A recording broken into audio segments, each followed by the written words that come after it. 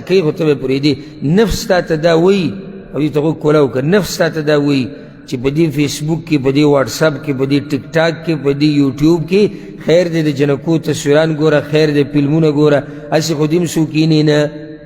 بیا یې ډیلیټ کا بعض وایي هسټري ډیلیټ کا بیا څه ډیلیټ کا هسټري ډیلیټ کا هغه رب ته به څه وی احصاه الله ونسوه الله وایي ما خو دا ټول هر څه شمار کړي دي اگر که تاسو هېر کړي دي هغه هسټري به ډیلیټ کړي هغه هسټري سره به څه کړي هسټري خو تا موبایل نه ډیلیټ کړی دې موبایل کې هم بیا راځي دا راته م ووایم دې موبایل کې هم بیا راځي چې څوک یې غواړي تکړه کسي به یې راړولی شي یا حکومت په چا باندې شکي نو د کلونو ریکارډ وله راوباسي همدقه موبایل کې وله راوباسي نو چې دا د حکومت زور دی او دا د تکړه سړي زور دی او دا د ټکنالوژۍ زور دی عرش والا رب سره چې کوم ریکارډ پروت دی هغه به څنګه ختموي ختمیږي په څه باندې هغه ریکارډ وتوبوا إلى الله جميعا أيها المؤمنون چې موږ ټول توبه وباسو الله ته واپس شو دغه ریکارډ الله په خپله ختموي او دومره مهربانه بادشاه دی چې دا دله بیا چاته بیانویم نو څو څو ځایونو کې هغه حدیثونه بیان شوي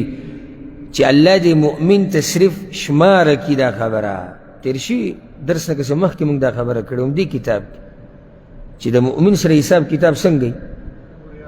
الله ورته وریادوي هر چې د کافر سره حساب دی جهنمي سره څه دی مناقشه ده ولې الله دې مؤمن ته د عمل صرف ده ته یې وښیي ده ته پرده کې او بیا ورته الله وایي د اقرار وکړي او یا الله دا مې کړي ده کوتهي رانه شوې الله ورته وایي زه دنیا کې د باندې هم پرده اچولې وه نن دې بخم نن د باندې هم پرده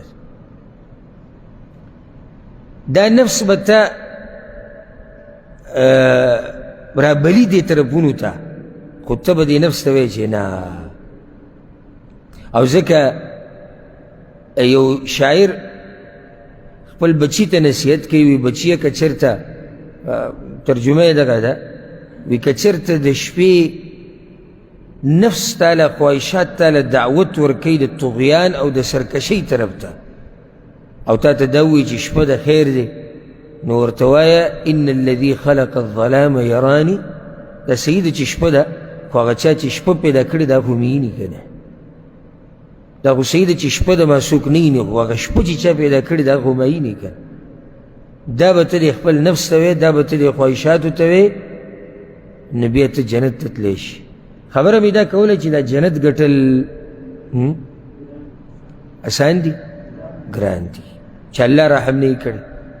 هېڅ هم نشته بیا دومره غټ جنت دی او دومره ناشنا نعمتونه یې دې ته خو هسې غوږ کېده وی الله تبارک وتعالی به جنتیانو ته وایي جنت کې یا اهل الجنه ای جنتیان یوازې صرف دې نعمت ته وګوري چې سړی د الله اواز واوري او خبرې کوي نو دا جنتیان به ورته وایي لبیک ربنا وسعدیک یا الله موږ حاضر یو چې څه وایې موږ ورته تیار یو ستا نه مرسته غواړو الله به ورته وایي هل رضیتم زما نه راضي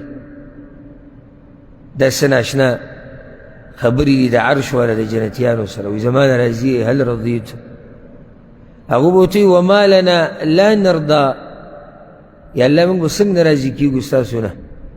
وقد اعطيتنا ما لم تعطي احدا من خلقك تا موږ له راکړي دي هغه څه چې هېڅ چا له دې نه دي ورکړي په دې کې به موږ نه راضي کېږو نور روایتونو کې راځي الله تا خو زمونږ مخ سپین کړی دی موږ له دې عزت را کړی دی موږ دې جنت ته راوستو موږ دې د جهنم نه بچ کړو دې دومره اوچت ځي ته دې راورسولو موږ به نه راضي کېږو تا نه الله به ورته انا اعطيكم افضل من ذلك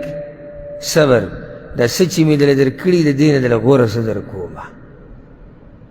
یعنې دا کم نعمتونه چې اوسه پورې تاسو سره دي د دې نه دله اوچت نعمت در کوم د ټولو نه اوچت نعمت هغه به ورته یا رب ای ربه وأي شيء أفضل من ذلك نو د دې نه ولې بل ښه نعمت شتي څه د جنت د دې شته نعمتونو نه بل داسې څه نعمت شتي چې هغه د دې نه ښه دی الله به ورته وایي او نعمت څه دی احل علیکم رضوانی فلا اسخط علیکم بعده ابدا. زه تاسو هغه نعمت دا دی، زه تاسو نه راضي شوم، د نن نه بعد به چېرته تاسو نه ناراضه کېږم او نه به تاسو ته په غوسه کې کېږم. د اوچت نعمت دی د جنتیانو. زه تاسو نه د همیشه دپاره راضي شوم او چېرته به زه تاسو نه د دې ورځې نه بعد چېرته زه تاسو نه ناراضه شم، نه به تاسو ته غوسه شم. همیشه همیشه دپاره راضي. لکه الله وایي که نه جنتیانو باره کې رضی الله عنهم ورضوا عنه، هغوی به د الله نه راضي، الله به د هغوی نه راضي نه. هغوی خو وایي چې الله موږ راضي یو، نو الله ورته وایي زه هم راضي یم. الله چې د نه راضي شو نو پاتې څه شو؟ او چې الله د نه راضي شو دا نور نعمتونه یې د سره یي نو خو چې الله زموږ نه راضي. د جنت دا نعمتونه د دې نعمت په مخ کې څه دي؟ څه دي؟ هېڅ نه دي. نعمت خو دا دی چې الله راضي شو او د دوی نه الله راضي دی، نو ځکه خو یې جنت ته بولي دي. نو یو روایت کې داسې راځي چې دا جنتیان به یو ځای ته راوغوښتی شي، هلته به الله رب العزت د دوی سره خبرې کوي. دا به یو خاص مجلس وي جنتیانو دپاره. نو الله به دې جنتیانو ته وایي، جنت ته تللي دي چې پلانې ورځ چې تاسو دا کار کړی او هغه پلانې کار هم کړی او پلانې دوی به ویرېږي، وبېرېږي چې دا خو راسره الله بیا حساب شروع کړو. نو دا جنتیان به وایي یا الله تا ولې موږ بخلي نه یو، تا موږ بخلي نه یو. الله ورته وایي غم مه کوئ چې ما بخلی نه وی او زه د ناراضي نه یم، ما دلته راوستی یم نه. خو دا مې بخلی، دې داسې مې راوستی چې تاسو مې بخلي یئ او تاسو ناراضي یم، نو ځکه خو دلته راغلي یئ. حالات د دنیا چې الله رایادوي جنتیانو ته، دا د دې دپاره چې د دې نعمت احساس ورته وشي. د نعمت احساس سړي ته هله کېږي چې کله سړی تېر شوی وخت رایادوي. دنیا کې هم داسې چې کله سړی دا درون او اصیل سړی چې کله مالداره شي او الله وله یو نعمت ورکړي، نو ده نه خپل هغه وخت نه هېرېږي، نو هغه وخت په وخت رایادوي. نو د هغې سره د دې شته نعمت قدر یې زړه کې پیدا شي. بل دا چې بیا چا ته په سپک نظر هم نه ګوري. هر چې کم اصل سړی نو دی د مال او د غربت سره بدلیږي را بدلیږي. که مالداری د ده خو یو شاني چې غریب بل شاني، درون سړی که مالداری که غریبي د ده خو یو شاني. دی په مالدارۍ کې هم دروني، نو دی په غریبۍ کې هم دروني. نو دا حالات دې دپاره چې نعمت احساس وشي. او بیا جنتیان چې په خپل منځ کې بحث کوي، حدیث کې راځي که نه، پیغمبر صلی الله علیه وسلم وایي یو بل ته به وایي پلاني هغه یاد دی د هغه ورځ، هغه موږ چې به روان وو، هغه پلاني عبادت له هغه دا چې موږ کوله او هغه داسې موږ کړي وو، هغه څومره لویه سخته وه، هغه څه ګوره هغه یاد دي درته هغه وخت هغه به ورته یاد. دا حالات الله د دوی نه هېروي چې د دې نعمت قدر ورته محسوسېږي. که چېرته زموږ د ذهن نه په جنت کې د دنیا دا حالات ووتو، نو دوه خبرې دي بیا. یو خو د دې نعمت قدر به وخت په وخت نه محسوسېږي، نو دویم مزه هله کوي چې تا ته دنیا یاد او ته به جنت کې که نه. مزه کله کوي چې تا ته دنیا یاد او ته په جنت کې ناستې، دا مزه ډېره کوي. او چې دنیا د نه یېرې هغه مزه به بیا نه وي. لکه اوس که چېرته الله موږ جنت کې یو ځای کړو، امید دی د الله نه، الله دې وکړي.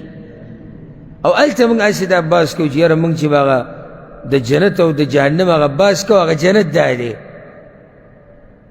او بیا د الله د طرف نه اعلان وشي چې زه تاسو نه راضي یم، او موږ ته یو بل ته وګوره موږ چې هغه حدیث وي هغه دا دی،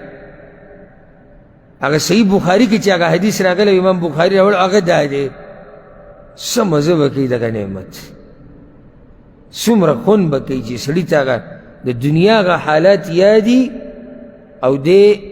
په جنت کې بیا هغه را یادوي. نو ځکه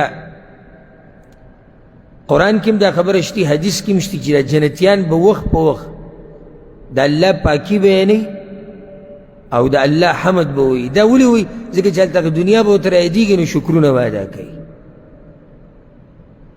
د هغې نه بعد حدیث راوړی دی د انس بن مالک رضی الله عنه حدیث دی، وایي اصیب حارثه یوم بدر وهو غلام. حارثه ابن سراقه رضی الله عنه د یو ځوان هلک او ځوانان هم دغه ځوانانو. زه